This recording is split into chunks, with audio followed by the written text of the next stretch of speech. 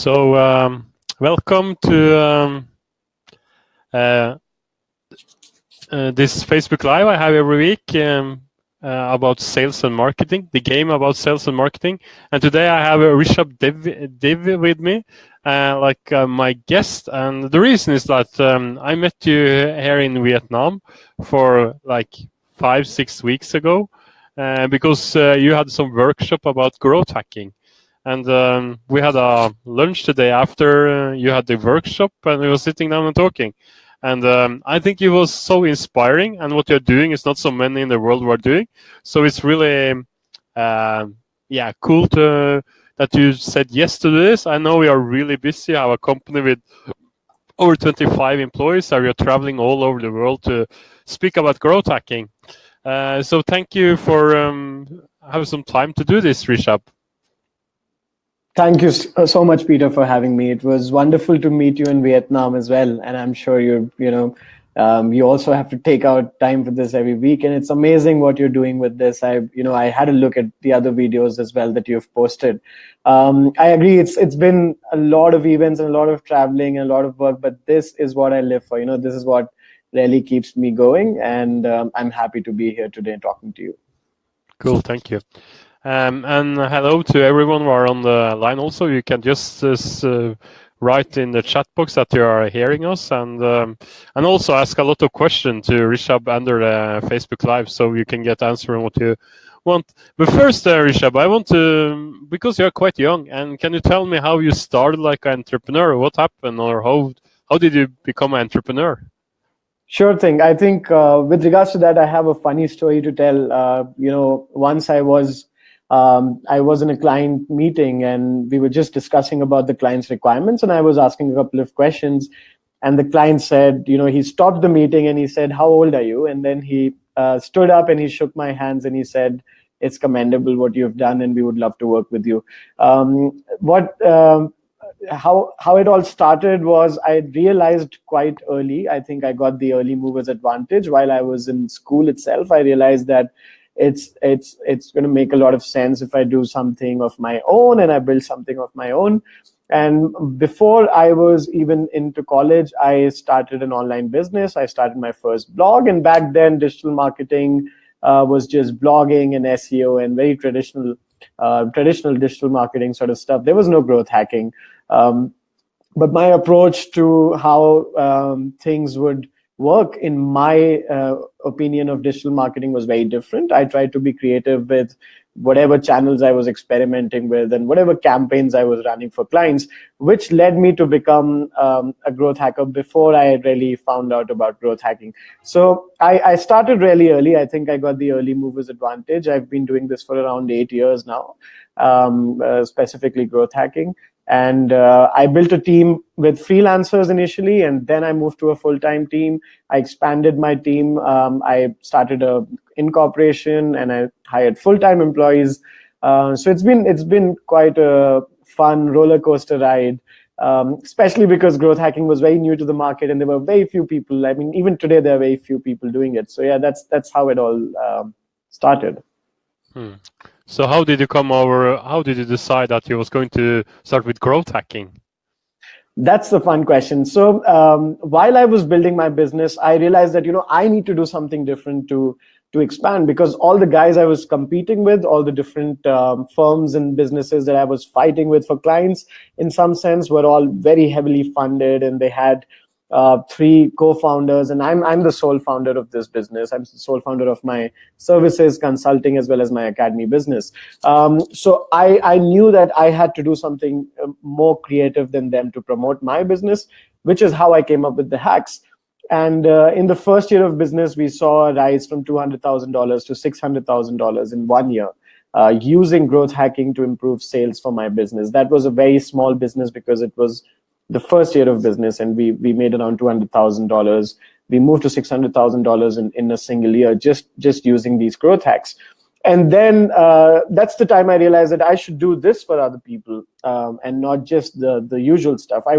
In the first year, I just did websites and some online SEO and design work, but then I realized this is where my expertise is, and I want to implement these hacks for different clients and help them grow using growth hacking. Hmm. So I think a lot of the people are listening to this today have no idea what growth hacking is. So can you explain what growth hacking is? Sure thing. So that's one of my favorite questions because it's most commonly asked. I also find it interesting that across the internet and across different speakers, they have different answers for this question, which is because there's no authority on growth hacking as such, and people tend to think different ways.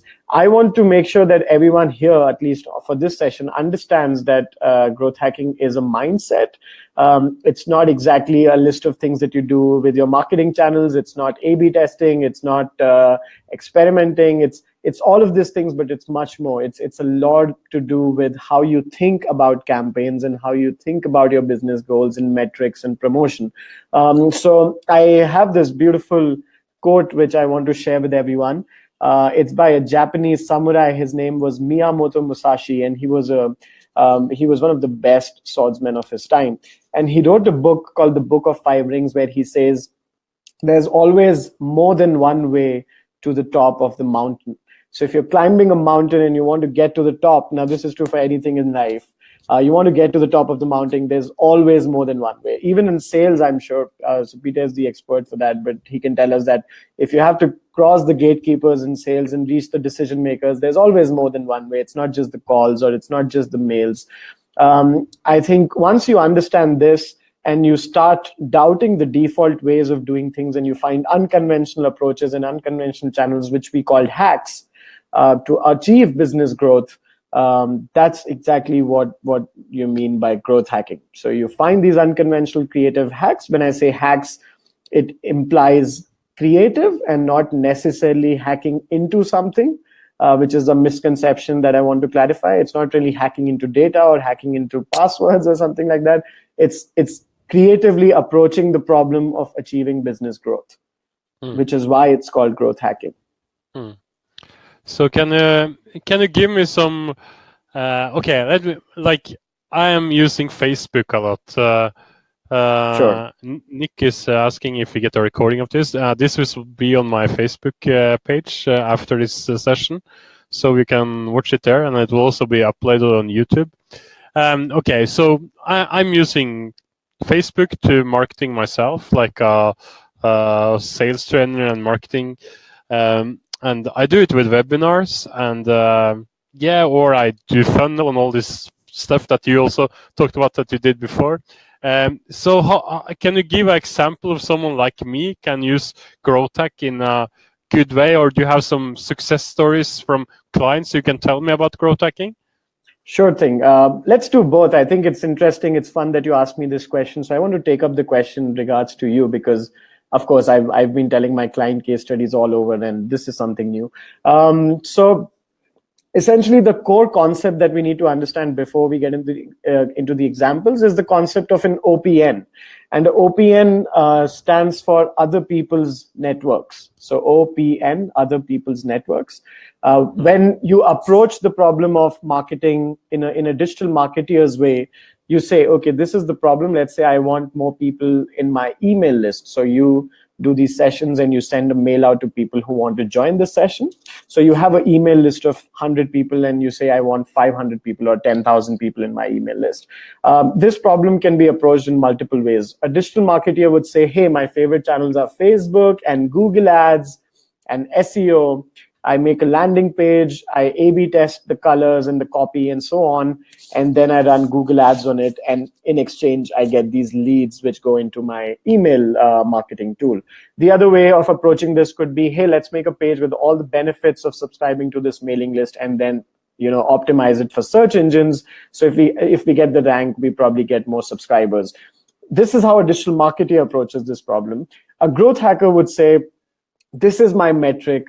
And whatever the world possible I can use, it doesn't matter if it's Facebook, they don't subscribe to a list of favorite channels. For instance, Airbnb is a classic example of growth hacking, and they used Craigslist as their channel. They could have done Google Ads, but they used Craigslist because that's where the target audience was more relevant. If you look at PayPal, they could have used SEO to promote PayPal, but they used eBay because eBay was a platform where people were buying and selling, which seemed like a good platform for PayPal to target. In fact, this growth hack was really popular, and it's been listed as one of the classic growth hacking examples. So for you, for instance, I think an example of an OPN could be my network, could be the other speakers that you invite. For instance, what you're doing right now is you're creatively growth hacking into my network by inviting me as a speaker. I can see a lot of reactions from my followers on this video, for example, right? So that's one way that you growth hack into another person's network. So the other person's network may not be Facebook. It could be an email list, it could be a forum, it could be another platform, it could be a competitor's website. It could be, for example, that you go on my Twitter profile and you go on my followers and you run a creative JavaScript and start following all my followers and they follow you back. And because we have a similar target audience, we have a target audience match, these people then like your content and engage with your content. Now, the opportunity that you see here is that Twitter has open followers. You can't go and see the people. I can't go and see the fans of your Facebook business page, but I can go and see your Twitter followers, and I can steal your followers to come back and follow me because we have similar content. Right? So that's an opportunity, and that's how you creatively growth hack into the opportunity. So it all starts with an opportunity. You see what's the opportunity of this platform, or what's the opportunity of this campaign, and then you creatively hack into the campaign. The problem with the very popular channels, if you go for Facebook ads and Google ads and SEO, is that they take a lot of time or they take a lot of money. You can either do organic or paid marketing. Organic marketing is going to be a lot of years of blogging and SEO and so on, and paid marketing would need a lot of budgets. Growth hacking comes exactly in between and says, hey, you can creatively hack, or leverage is a better word. You can creatively leverage this channel or this person's audience ethically and creatively without having to wait too long to get results, or without having to invest a lot of money to get results. And I think those are some creative ways that I would look at using other people's networks. Well, and then some success stories from clients you have done, or some cool stories that you have from. I think the coolest one, which became the most popular even online, is the one where we used Tinder for growth hacking. And I don't think a lot of digital marketing agencies would consider Tinder as a digital marketing channel. And this was back then when Tinder didn't really have advertising. You can now see ads on Tinder, but that was not the case. And this was for a food delivery client that we were working with. And the client was looking for food orders. It was looking for the first set of users from Facebook. And the obvious first thing that you do is, let's say you build a kitchen and you set up your food delivery business. The obvious first thing you do is you look at Facebook ads. And when they were running these Facebook ads, they realized that it's the lifetime customer value and the cost of acquisition of a customer from Facebook ads is not matching up. So you're not able to make enough revenue, but you're investing a lot of money in the ads. And hence Facebook advertising was not a good option for them. What we did instead is we created the profile of this food delivery app on Tinder. And it was a simple campaign that you swipe. So on Tinder, you swipe right or you swipe left, the basics of how it works. You swipe right, and if we match together, you get a free meal. And we used to deliver these free meals, and we used to give them 350% discount coupons with every meal, which they used to pass on to their friends or come back and order again from us. So the first thing we did is the cost of user acquisition became free, because with every match, you get a free meal, we get your user data, and you know how important user data is in the startup ecosystem today. Once you get the user information, the next time you give them 50% off, you get some revenue. You also get retention because the person comes back and orders from you again. So you've growth hacked acquisition and you've growth hacked retention. The third time, when you give them 350% discount coupons, they refer to their friends, which means you've also growth hacked referrals. So you've growth hacked 3 funnels of sales and marketing. You've growth hacked acquisition, you've also growth hacked your client retention, and you've also growth hacked your client referral without having to invest any budget in ads.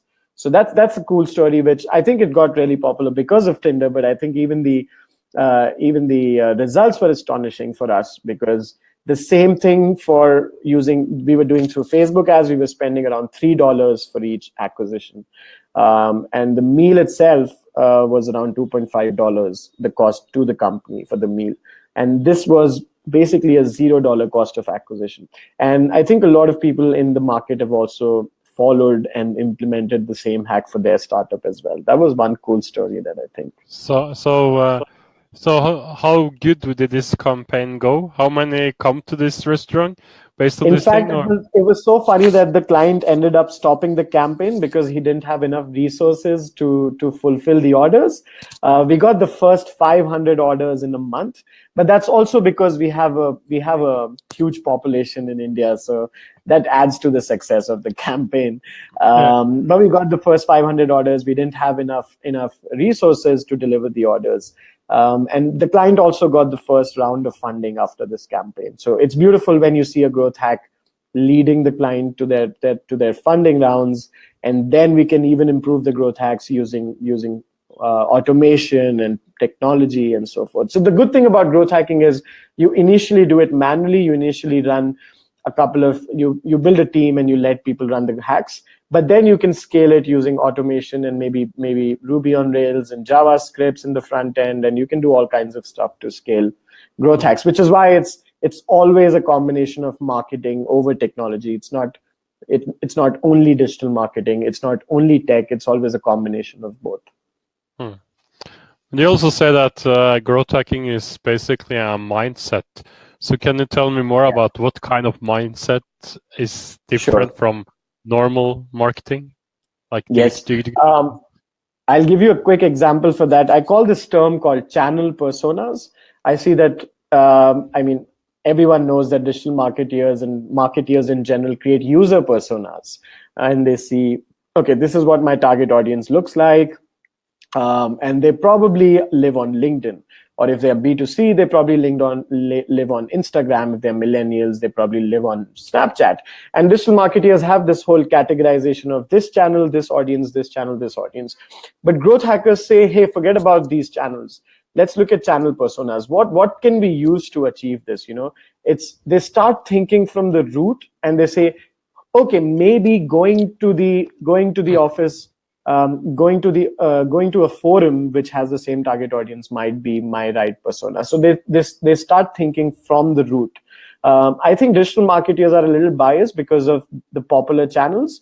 So if you give them a business goal, they will say, okay, I can achieve this through Facebook, I can achieve this through Twitter, but they don't think outside of that. And the other thing is that growth hackers start thinking based on the OMTM. So we call this concept OMTM, stands for the only metric that matters. We use a lot of these funny acronyms in growth hacking, which are really sweet. So the only metric that matters means that you, at a time when you're running a digital marketing campaign or a marketing campaign in general, you only focus on that one thing. And this concept is borrowed from lean analytics. I suggest reading the book Lean Analytics for everyone who's watching this, wherein we just do everything to achieve that business goal. That's where this mindset comes from. Versus digital marketers who look at a lot of different metrics, sometimes vanity metrics, sometimes likes, sometimes comments, sometimes shares, which sort of puts them in a box, I feel. So growth hackers, on the other hand, would look at the one single OMTM, which matters the most to the business right now. So what's the new thing in growth hacking in 2018? What's the hot thing now? Yeah, I think some of the things have evolved from what was really working well in 2017, and some new growth hacks have come up. The way search engines used to work has changed a lot, and people have started using a lot of voice search devices and other sort of things, which is why, and location-based search has become big. With social, there are different changes. So growth hackers essentially adopt to the different changes with respect to the digital marketing industry, and then put their automation technologies on top of it. So what I mean to say is, If there was 20% automation in marketing in your campaigns in 2017, in 2018 you will probably use 40% automation in your campaigns. It'll double the amount of automation that you use. However, with growth hacking, you need to really decide what parts and what aspects of your campaign you want to automate or not automate. Growth hacks with regard to products have become really big. In 2018, people have also started experimenting growth hacks for B2B businesses, which was really less. So before this, growth hacks used to be really popular for B2C, but no one really knew how to implement them for B2B, which is becoming big because the big guys have started coming into growth hacking. So we used to have this mindset that growth hacking is for startups, but that's not the case anymore. And for example, one of the biggest clients that I work with on growth hacking is Philips.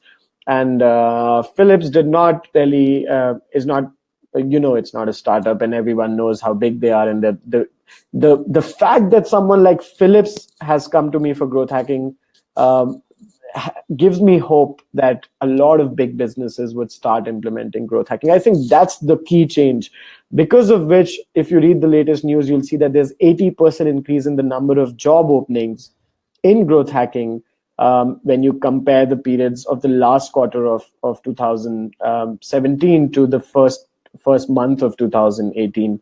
80% increase in the number of job openings for growth hacking. So I think it's going to be a really big industry, and not just a fancy creative hack for some selected people. That's how it's going to change this year. Wow, cool. And if you are listening like this, can you just give us a like and give us some hearts in the chat, and also write us some questions. So just write questions in the chat box. I see that Nick has asked a question.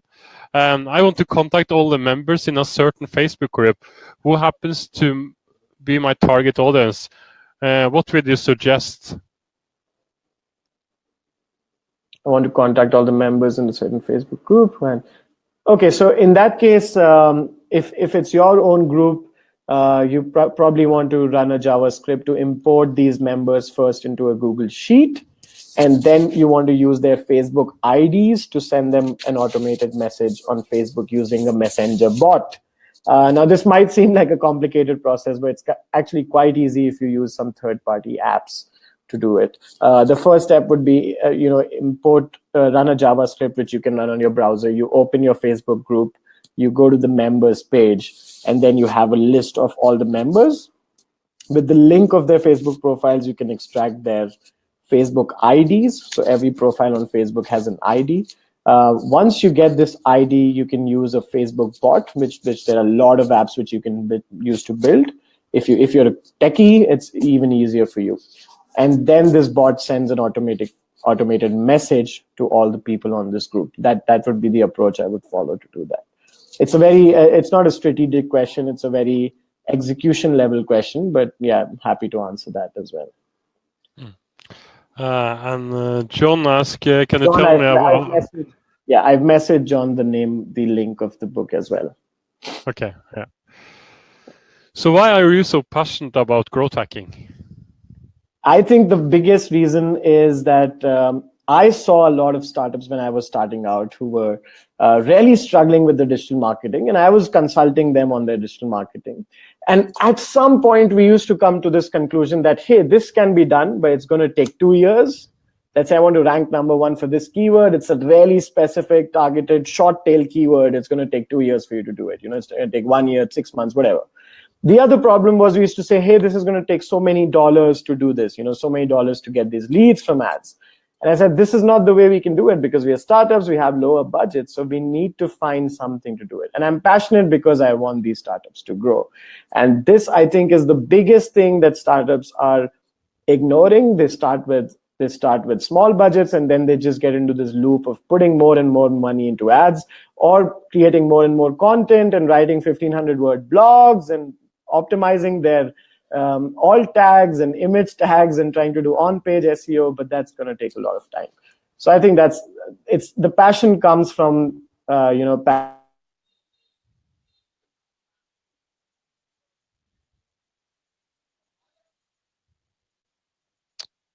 Did I lose you? I cannot hear you now. Can the rest of you hear Rishabh?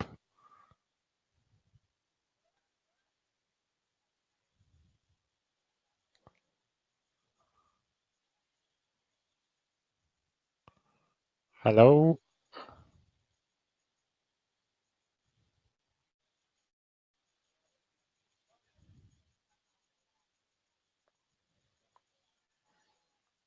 Okay, let's see if Rishabh comes back.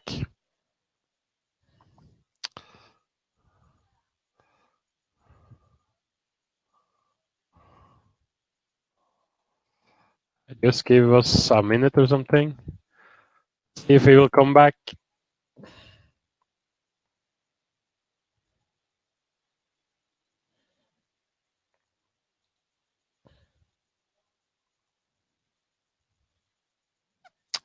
It's good that so long as I know you hear me, I know it's not on my side, but he will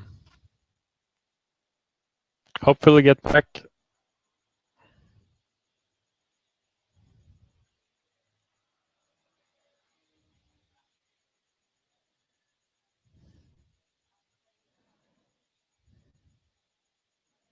Yeah, he's on the way in again, so just give us some 1 more minute or something, so Rishabh will come back. So, and when we are waiting for him, I will ask you to ask him questions. So even if you don't understand anything about what he's talking about, just ask him questions so he can explain it. Because now we have an opportunity to talk with one of the best on growth hacking in the world. So just ask some question and how you can use this in your business. You can also ask him question and tell what you are doing and see how he can come up with some ideas how you can use growth hacking.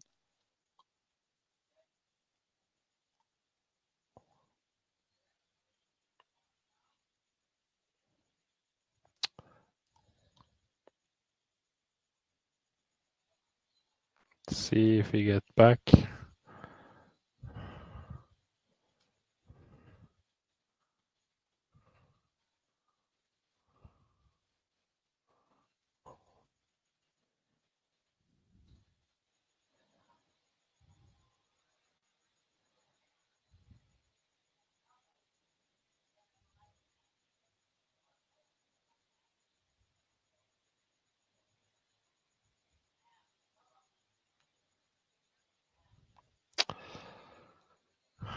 So I'm asking you again, what is your question to Rishabh when he's back? What do you want to know about growth hacking? Please write them in the chat box now.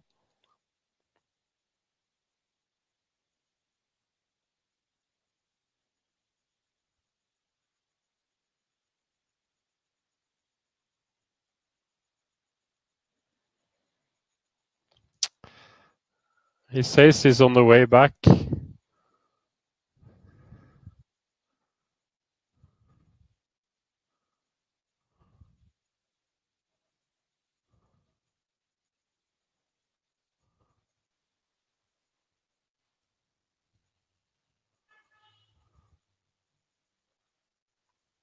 Hello. Oh, now he's coming. There you are.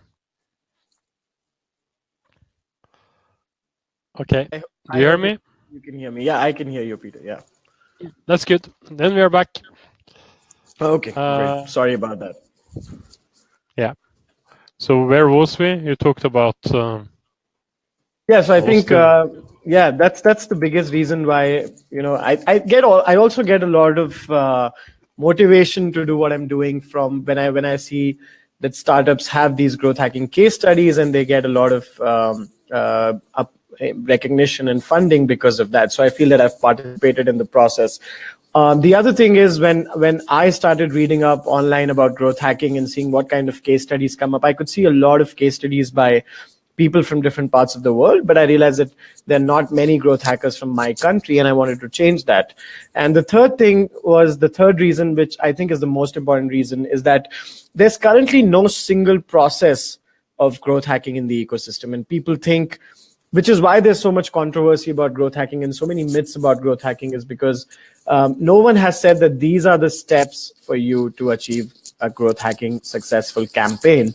And that's what I'm trying to build. So I've built a 16-step growth hacking process, which we follow at Maplings. We've tried it for 100 and more startups, and we've achieved 60 successful growth hacking campaigns, which is a 60% conversion rate.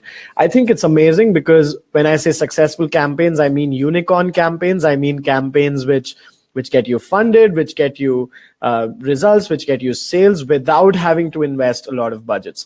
So that's where I feel I want to do something big in terms of publishing this growth hacking process that I follow. Once I experimented with around 500 startups, which is my target, which I think I'll do very soon, considering the number of startups that are using my process today. So I've done 60 growth hacking talks around the world, and a lot of people in my email list have responded back to me. And what I need right now is a lot of data. I'm looking for a lot of startups who can take my process. I give it for free. They implement the process. They come back to me and say, hey, this is the data, your process works or doesn't work. That's all I want to know right now, which keeps me really, really motivated and driven about growth hacking. So you say that for a low budget, you can do growth hacking. So can you explain why is growth hacking so much cheaper than anything else? And why is it not so time confusing? Yeah. Because, Yeah, I think the biggest reason is that we don't use the oversaturated marketing channels. So I'll give you a small example. Facebook's organic page reach came down from 12% to 2% in 6 months. And in 6 months, their stock price went down by 40%. So you can see that as the channels mature, as the saturated channels or the most popular channels, they mature, it's even harder to get results from these channels because you have to invest a lot of money in ads. If you use unconventional channels, you don't have a lot of digital marketeers using the channels which you're using, which means that there's less competition, which means that you don't really have to invest in ads because you're not fighting and bidding for budgets, but you are fighting for budgets when you use something like AdWords, when you use something like Facebook ads. You're essentially fighting with your competitors and people using the same target audience for ad budgets. But when you use an unconventional growth hacking channel, you're using an off-peak channel, which means that there are not a lot of marketeers on that channel, right? Which means you don't have to really fight, and just more money will not help. More creative ideas would help. The other question was, why is it so easy and fast? That's because you can automate a lot of things in growth hacking, which is because it has a layer of tech on top. However, digital marketing is just digital marketing. If you're a techie, you're a techie. If you're a digital marketer, you're a digital marketer. But if you're a growth hacker, you have to be either a team of a techie or a marketer, or you have to wear both hats at the same time. So you also say that to be a growth hacker, you need to be creative. So how do you, when you start with a new client and want to help a new client with growth hacking, how do you do this creative thing, or how do you find up new ideas? Yeah. So the best way I think so. One of the things is, since we've done it for 100 clients already, we know a lot of things that will work or not work for a new client. But the best way to do this is we use something called the target audience mapping. So we make a document, we send a questionnaire to the clients, and they tell us, this is my target audience and these are the channels I'm currently running campaigns on. The first thing we do is we do not use any of the channels the client is already using, because we know that he's probably reached the maximum level of saturation on these channels. The other thing we do is we look at the competitors of this client. We look at the other people who have the same target audience as them, and we see what growth hacks are they implementing for their audience, right? So it becomes really easy once you know. So let's say if you say my target audience is B2B decision makers who live in New York, right? I look at 10 other companies who also are targeting B2B decision makers who live in New York. And then I see what kind of growth hacks they are implementing, and I implement the same for you. So that's my approach to finding new ideas for growth hacking, is to see what your competitors are doing, or to see what anyone who has the same target audience is doing. The other way is I look at apps, I look at other apps who have the same target audience as you, and I find these apps on Product Hunt, on websites like Beta List, on websites of upcoming startups. Product Hunt, for example, is one of my favorites. I go to Product Hunt, I go to the category which my client belongs to, and I see all the apps, and I reverse engineer how they are promoting themselves. So once I reverse engineer them, I know their growth hacks, and I can implement something similar for my clients. So that's the growth hack of finding growth hacks, if I may say. Yeah. So, and Satya yet asked, how does growth hacking works? I think said something about it, but maybe I have some more. Yeah, I would like to answer that a little more technically and deep dive into it a little bit. Growth hacking uses a couple of methodologies, including lean, agile, and a lot of automation. The way it works is that you start with an OMTM, you start with a metric in mind, and you start with a single metric that you want to achieve. If it's the number of subscribers, it's the number of subscribers. It could be the number of clients. It could be the number of sales. It could be the revenue. And then you start making creative experiments to achieve this metric. The way I do it is I always make around 8 creative experiments using which I can achieve this metric, because for me, the magic number is 8. If I'm doing 8 experiments, I usually have 1 unicorn successful experiment out of it. I think if you're a beginner, you might have to do 10, you might have to do 15. Sometimes if you get a bright idea, you might have to do just 1 and you find a unicorn growth hack. Then I run these experiments, use lean analytics to measure the results, and I keep the experiments which work and I leave the experiments which don't work. So the good thing is that the timeline of these experiments are really short. So in a week, you can find something which works or doesn't work. But in digital marketing, you take months to find what works and what doesn't. So once you know what works, you A/B test the experiments against each other. And you're finally left with, let's say, 2 growth hacking experiments. Once you find the experiment which works the best, now it's the time to use technology to scale it, right? It could be through automation. It could be through building an app. It could be through building a bot. Once it's automated, you have a successful growth hack which you put into your process. You just have to retune or refine it once a week, and it keeps getting you results. So that's how. If it's a big question, but to summarize how growth hacking works, I think this would be a sufficient answer. Cool. And there is a question from a Norwegian asking, what kind of other platforms can you use if you're not using Facebook to do digital marketing? Right. I don't want to limit your options. So it could be any channels, but I can give you a framework to decide, to help you decide what channel you can use. So I'll give you a small example first. There's this company called BetterHelp. It's a mobile app where you can find consultants to help you with psychological problems or mental illnesses or depression and so on.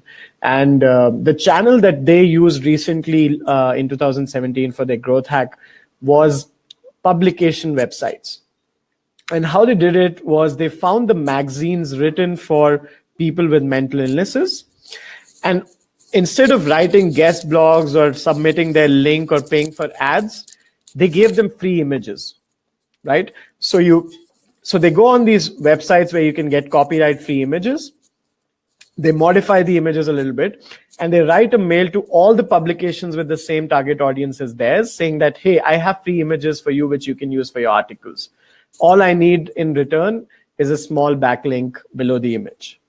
Now, this is a simple hack. You can get free images online, get your designer to modify them a little bit, send it to all the blogs, specifically the blogs where you see the images are missing. You have a bot which can check the blogs where images are missing. You send it to the editors. It's easy to use Email Hunter and find email IDs. And then you say, hey, put this image on your blog. It'll look much better. It gets you more results. It's good for SEO. It's free for you. Just put my backlink. And now all of these magazines are linking back to this new app, which has the same target audiences as the magazine. So their channel was not Facebook ads. It was these magazines, and this entire experiment was free. They did not have to invest any budgets in it. And they've been doing this for 6 months, which means I think it's a successful experiment. Wow, that's cool. And Nick is asking, is there a blog where we can get a guy who understands both coding and growth hacking? I'm not sure if I understand the question clearly. Is there a blog? I mean, you mean, is there a website where we can hire someone? I think it's if there is a blog with someone are both blogging about growth hacking and coding. Okay. I think there are a lot of these blogs. I mean, I usually blog about growth hacking, which includes coding itself. Growthhackers.com is an interesting blog to check out because they have a lot of regular content updates from growth hackers across the globe. You should definitely have a look at that. It's growthhackers.com. And Nick is also asking, can you give me an example of experiment? Yeah, I already said something, but if you have some more. Yeah. I have a lot of examples. So let's say let's see the entire process again. So your metric is to, let me think of a good example. Let's say your metric is to rank on the first result for the keyword growth hacking consultant, right? So I'm assuming that you're a growth hacker and you want to give your growth hacking consulting services. This is a growth hack I implemented for myself.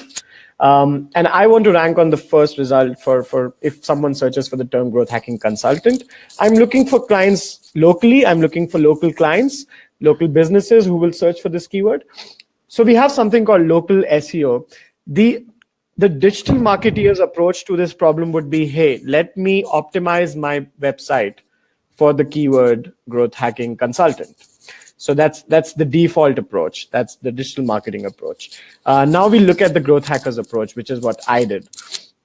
So I realized that if I'm competing for the keyword growth hacking consultant, I have a lot of different growth hacking consultants around me, and they all have good blogs. And maybe, I don't know how their work is, but they do have a lot of content on their website, and maybe they're really good at SEO.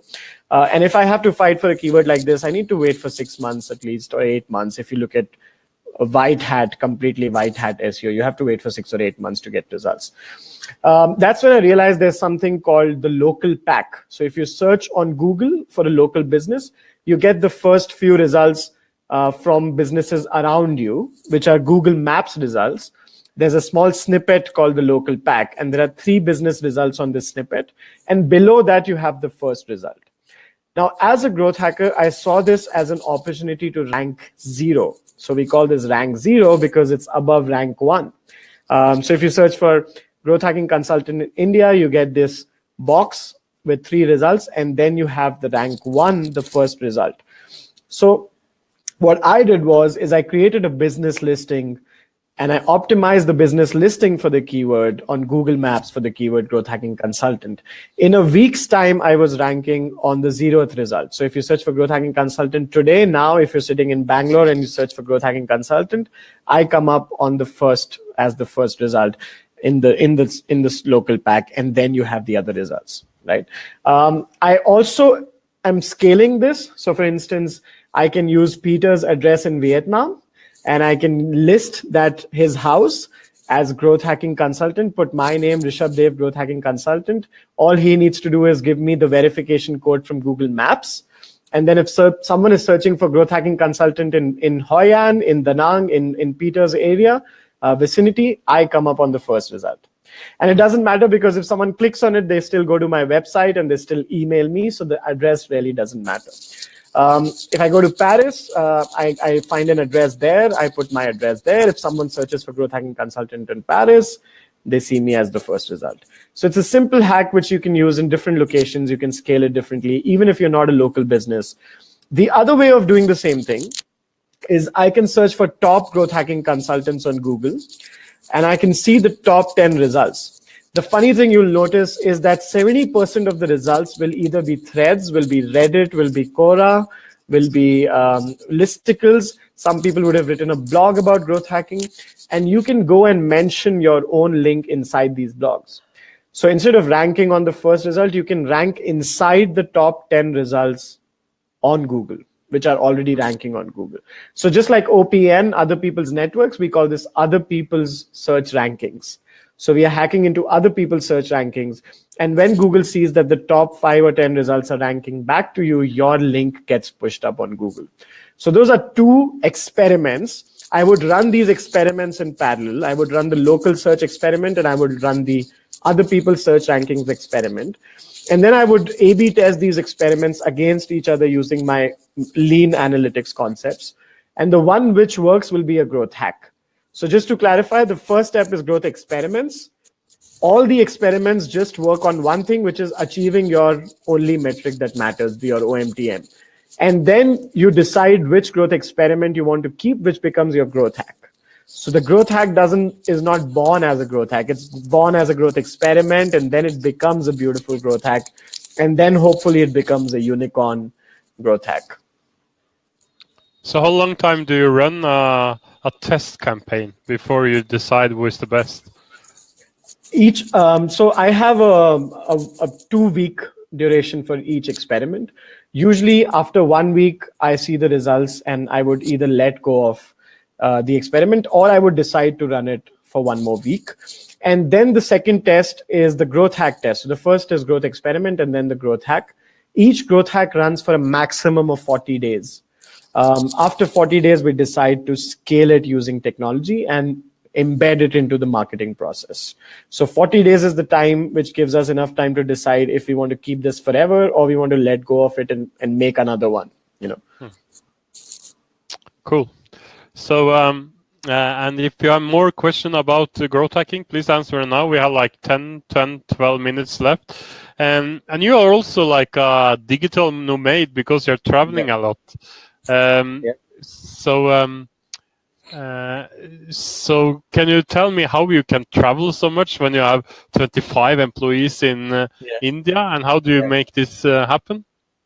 Yeah, I think I've been blessed with a dream team. That's the first thing. I also think that it's easier because I have most of my clients are around outside India. Most of my clients are in the US, UK, Europe. I have also 80-20 in my clients list. So if I say, hey, I'm not going to be here, I'm going to be traveling. If you don't want to work with me, it's okay. You're not in my top 20% of clients if you don't want to work with me. I think the problem people have is they don't want to let go. They want to keep all their clients. They want to work with everyone at the same time. With growth hacking, that's not the case. With growth hacking, you focus on 2 or 3 growth hacking campaigns every month, and that's all. If you do more than that, you're doing too much. For one growth hacking team, I say 2 or 3 growth hacking campaigns every month. One growth hacking team is usually 3 people. It's 1 marketeer, 1 analyst, and 1 programmer. So these 3 people would make one really good growth hacking team. Sometimes in smaller startups, you have 2 people and they play different roles. But 3 people is the perfect growth hacking team.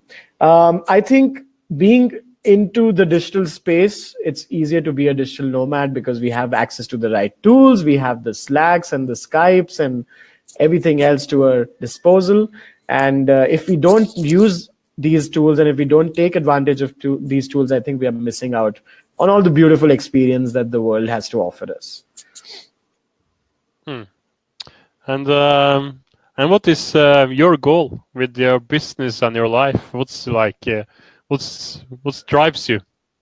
I have my own OMTM. I like to keep it short, so I have an OMTM for 2018. For 2018, I have to achieve 50 successful growth hacking campaigns along with my team. For 2019, I'm going to publish my book on growth hacking. So I have, based on different years, I'm collecting my experience working with growth hacking across with different clients. And I think that book is going to solve the problem of not having a growth hacking process in the ecosystem. It's going to list the exact steps you need to follow to find a successful growth hack, so you don't have to experiment too much. That's my goal for 2019. I think in a few years, I want to start move away from services and move into consulting and education more and more. I already have 3 businesses. I have services, I have consulting, and I have education. So we do growth hacking for clients. We also tell them if they have a team in-house, we brainstorm with them, we tell them how to do it, and they do it in-house. We also train people on growth hacking. So services, consulting, and education. I want to let go of services slowly. I think that's the goal for everyone. They want to move to consulting and education, and eventually have outsourced the services to different teams. But myself, I would like to continue to focus on consulting and education. I've already started doing that. I've already started implementing that in my business. Yeah. And I have a question I always ask my guests on this Facebook Live. What is your biggest mistake you ever done like an entrepreneur? I think the biggest mistake I've ever done was not starting early enough, which is funny because I started in school. I think I could have skipped that as well. And the more I learn about startups and entrepreneurship and growth hacking, I feel it's just about the time. The more you fail, the more you experiment, the more campaigns that don't work, I think, are your biggest sources of learning and growing. So I would have liked to, got a couple of more years. And I think I always pushed it. I was like, when I was 17, I did my first startup. I think I could have done it when I was 15 or something like that. There's no other regret. Okay. And do you have something secret thing you need to tell all these people listening today? What they should do, or like one thing they should do in the future with growth hacking? Of course.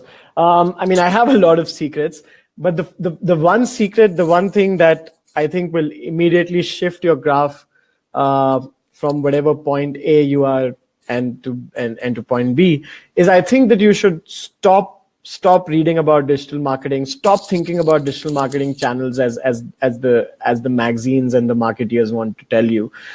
Stop looking at digital marketing agencies for a while, and really think about where do my people hang out. Just ask that question. I think when I tell this clients, it's just an eye opener for them. They're like, I never thought that my target audience is sitting in that bar in the corner of the street, and I can go and talk to them. I don't need to really hire this agency to go on Facebook, do all this narrow targeting and find them in the bar and then target them.